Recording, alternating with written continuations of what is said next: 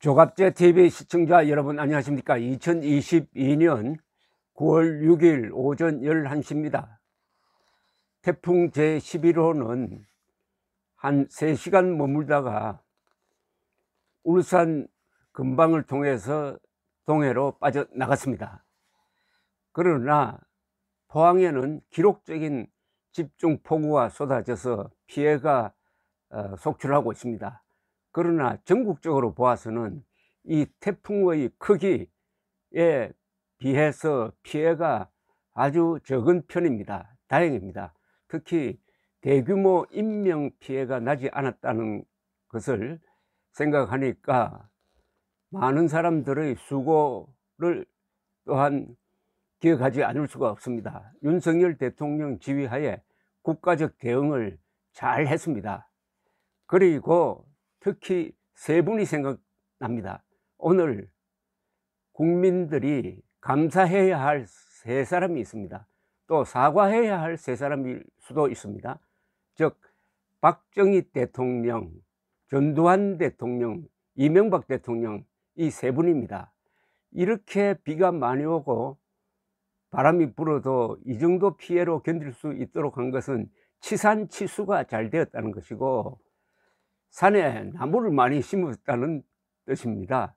구체적으로 이야기하면은 댐을 많이 만든 것이 결정적입니다. 1970년대 박정희 대통령이 4대강 유역 개발을 했습니다. 이 기간에 댐을, 엄청난 규모의 댐을 10개를 만들었습니다.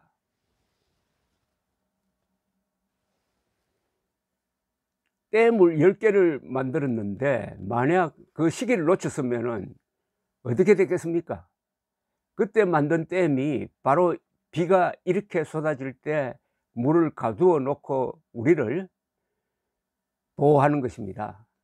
그때 4대강 유역개발 댐 10개 만들 때 71년에 박정희 대통령이 메모한 게 있습니다. 그 메모한 걸 읽어보면은 얼마나 원대한 계획을 세웠는지, 또 그 메모대로 10년 뒤에 보니까 댐 10개가 만들어졌다 이겁니다.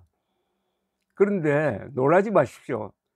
댐 10개 만드는데 경비가 당시에 계산하기로는 4천억 원밖에 들지 않았습니다. 4천억 원이면 요사이 큰 비행기 하나 살 수 있는 돈밖에 되지 않습니다.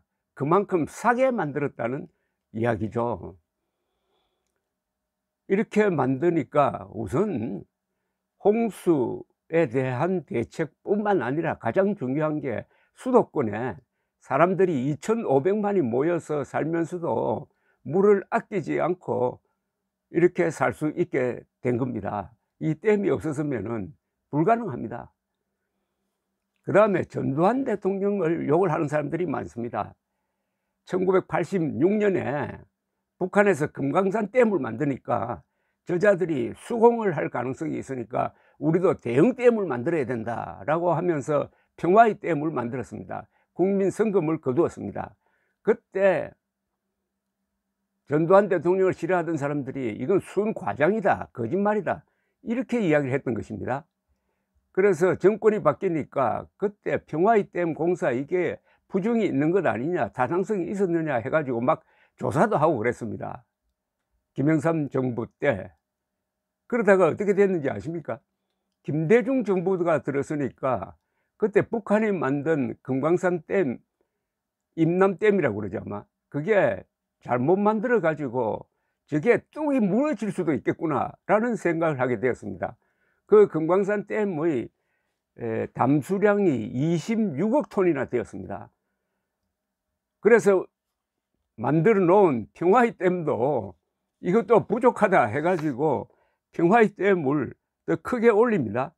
원래 높이가 한 80m 됐던 걸 125m로 높입니다. 댐의 크기를. 여러분 평화의 댐이 얼마나 잘 만들어졌는지, 그게 또 경치가 좋지 않습니까? 협곡에 길이가, 댐 길이가 601m, 댐의 높이가 125m로서 우리나라 댐 중에서 가장 높습니다.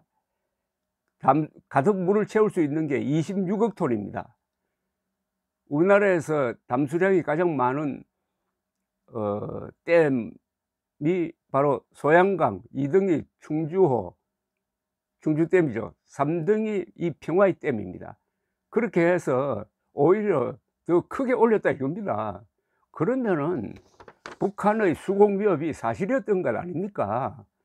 그런데 그걸 당시 언론이 보도를 할 때 수공을 하면은 뭐 여의도가 뭐 이렇게 잠긴다 해가지고 좀 과장스럽게 한 걸 그걸 꼬투리로 잡아가지고 평화의 댐은 쇼였다, 만들 가치도 없었다, 이렇게 욕하는 사람들 많습니다. 그러나 평화의 댐이 있으므로 이제 우리가 안심하고 살 수 있게 된 점, 그 다음 역시 이명박 대통령의 4대강 정비사업이죠.